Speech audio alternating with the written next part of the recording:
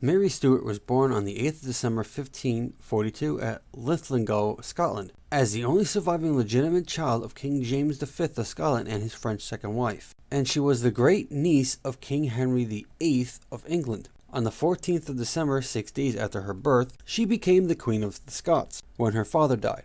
As Mary was an infant when she inherited the throne, Scotland was ruled by regents until she became an adult. King Henry VIII of England took the opportunity of the regency to propose marriage between Mary and his own son, Prince Edward, hoping for a union of Scotland and England. On the 1st of July 1543, when Mary was 6 months old, the Treaty of Greenwich was signed, which promised that at the age of 10 Mary would marry Edward and move to England, where Henry would oversee her upbringing.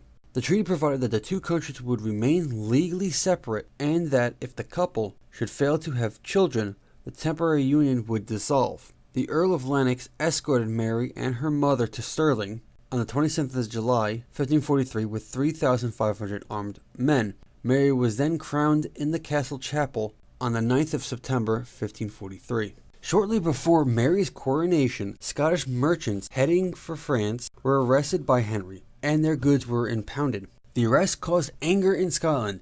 The Treaty of Greenwich was rejected by the Parliament of Scotland in December. The rejection of the marriage treaty and the renewal of the old alliance between France and Scotland prompted Henry's military campaign designed to impose the marriage of Mary to his son.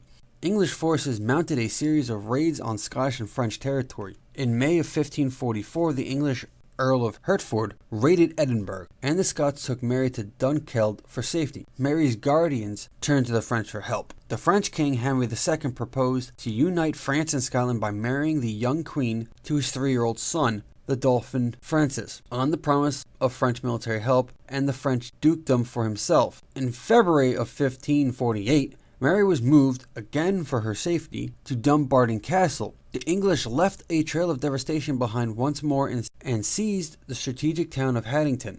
In June, the much-awaited French help arrived at Leith to besiege and ultimately take Haddington.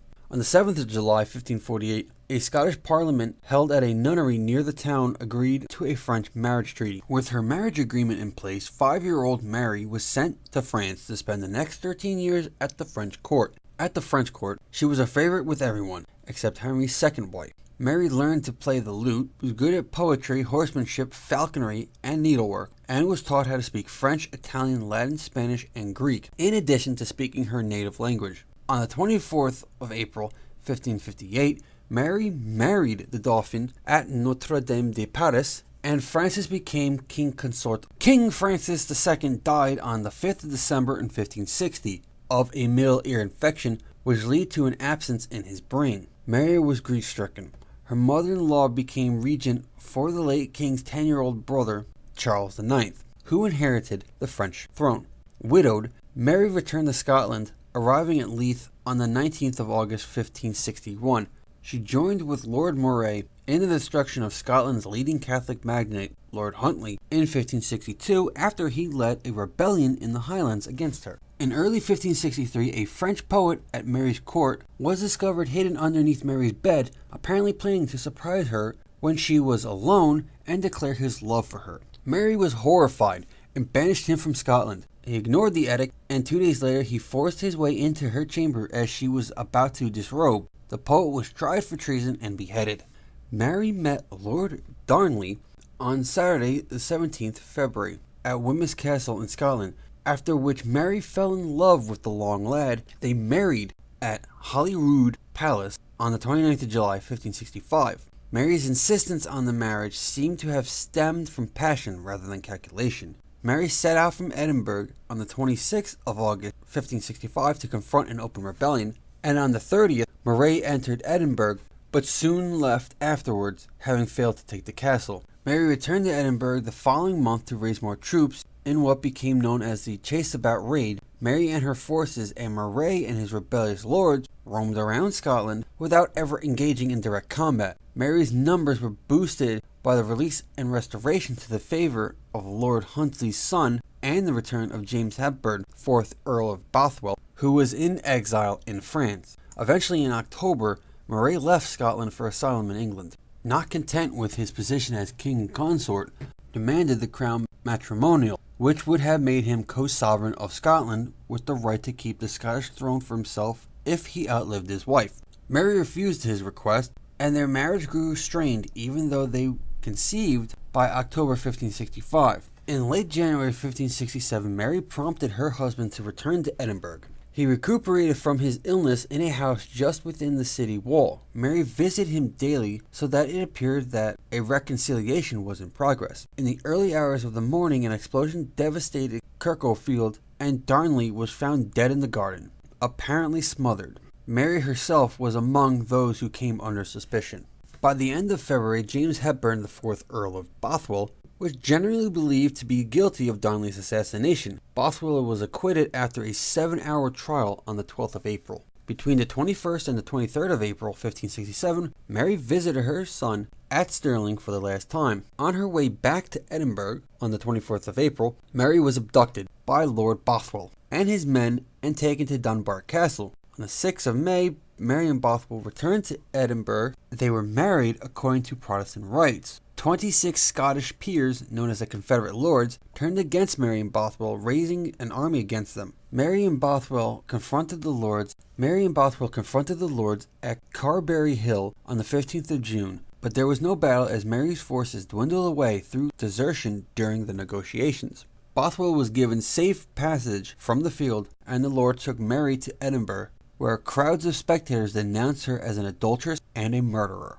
The following night, she was imprisoned in the island castle, Lochleven Castle, on the 24th of July. She was forced to abdicate in favor of her 1-year-old son James. Moray was made regent while Bothwell was driven into exile. On the 2nd of May, 1568, Mary escaped from Lochleven Castle. Managing to raise an army of 6,000 men, she met Moray's small forces at the Battle of Langslide on the 15th of May. Defeated, she fled south. She crossed the Solway Firth into England by a fishing boat on the 16th of May. She landed at Cumberland in North England and stayed overnight in Workington Hall. On the 18th of May, local officials took her into protective custody at Carsall Castle. Mary apparently expected her first cousin, once removed, Queen Elizabeth I of England, to help her regain her throne. In mid-July 1568, English authorities moved Mary to Botland Castle because it was further from Scottish borders, but not too close to London. As an anointed queen, Mary refused to acknowledge the power of any court to try her and refused to attend the inquiry at York personally. As evidence against Mary, Moray presented the so-called casket letters, 8 unsigned letters from Mary to Bothwell. Mary denied writing them, arguing that her handwriting was not difficult to imitate, and insisted they were forgeries. They are widely believed to be crucial as to whether Mary shared the guilt of Darnley's murder. Elizabeth concluded the inquiry with a verdict that nothing was proven, either against the Confederate Lords or against Mary. For overriding political reasons, Elizabeth wished neither to convict nor acquit Mary of murder. In the end, Murray returned to Scotland as its regent, and Mary remained in custody in England. On the 26th of January 1569, Mary was moved to Tutbury Castle and placed in custody of the Earl of Shrewsbury. Mary was permitted her own domestic staff. She was occasionally allowed outside under strict supervisions and spent much of her time doing embroidery. In May of 1569, Elizabeth attempted to mediate the restoration of Mary in return for guarantees of the Protestant religion, but a convention held at Perth rejected the deal overwhelmingly. Early in 1570, Moray was assassinated. English troops intervened in the Scottish Civil War, consolidating the power of the anti-Marian forces. In 1571, a plan to replace Elizabeth with Mary, with the help of Spanish troops and the Duke of Norfolk, was discovered. Plots centered on Mary continued. Pope Gregory XIII endorsed one plan in the later half of the 1570s. In April of 1585, Mary was placed in the stricter custody of Sir Amyas Paulet, and at Christmas she was moved to a moated manor house at Chartley. On the 11th of August 1586, after being implicated in the Baddington plot, Mary was arrested while out riding and taken to Tixall. In October, she was put on trial for treason under the Act for the Queen's Safety before a court of 36 noblemen. Mary denied the charges. She told her triers, "Look to your conscience and remember that the theater of the whole world is wider than the kingdom of England."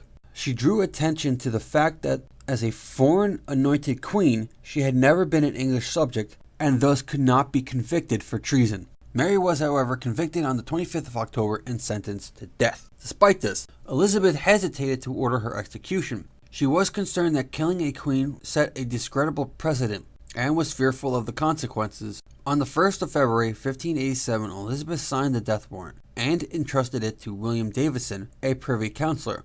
The scaffold was erected in the Great Hall. The scaffold that was erected in the Great Hall was 2 feet high and draped in black. The executioners knelt before her and asked forgiveness. She replied, "I forgive you with all my heart, for now I hope you shall make an end to all my troubles." Mary was not beheaded with a single strike. The first blow missed her neck and struck the back of her head. The second blow severed the neck except for a small bit of sinew, which the executioner cut through using the axe. Afterward, he held her head aloft and declared, "God save the Queen." At that moment, the auburn tresses in his hand turned out to be a wig, and the head fell to the ground, revealing that Mary had very short gray hair.